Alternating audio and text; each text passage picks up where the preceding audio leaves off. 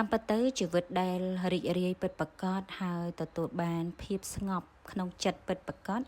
គឺការចេះសម្លឹងមើលមកជីវិតខ្លួនឯងហើយមើលមកអ្វីដែលខ្លួនឯងកំពុងតែមាននិងរៀនចេះស្រឡាញ់ពេញចិត្តជាមួយនឹងវាព្រោះអ្វីដែលយើងកំពុងតែមានអ្វីដែលយើងមានជាក់ស្ដែងនៅពេលនេះបើសិនជាយើងស្រឡាញ់ពេញចិត្តចំពោះវាគឺយើងនឹងអាចទទួលបាននៅអ្វីផ្សេងទៀតជាច្រើនដែលយើងប្រាថ្នាចង់បាន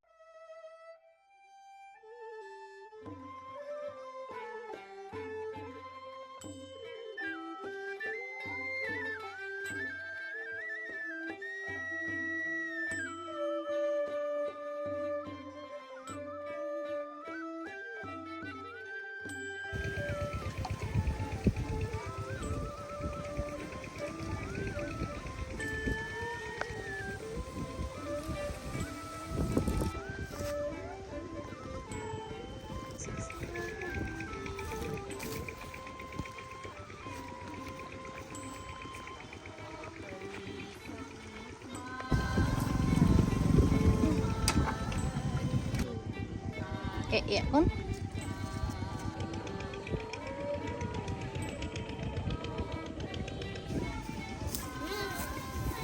ơi lên từ ổn bách này thì cũng ơi từ vì lên à đây vol vol mà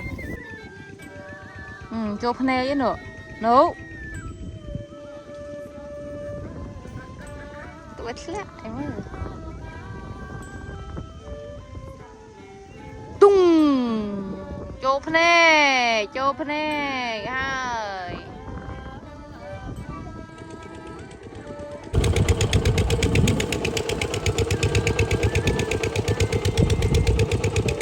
ở đây vô láng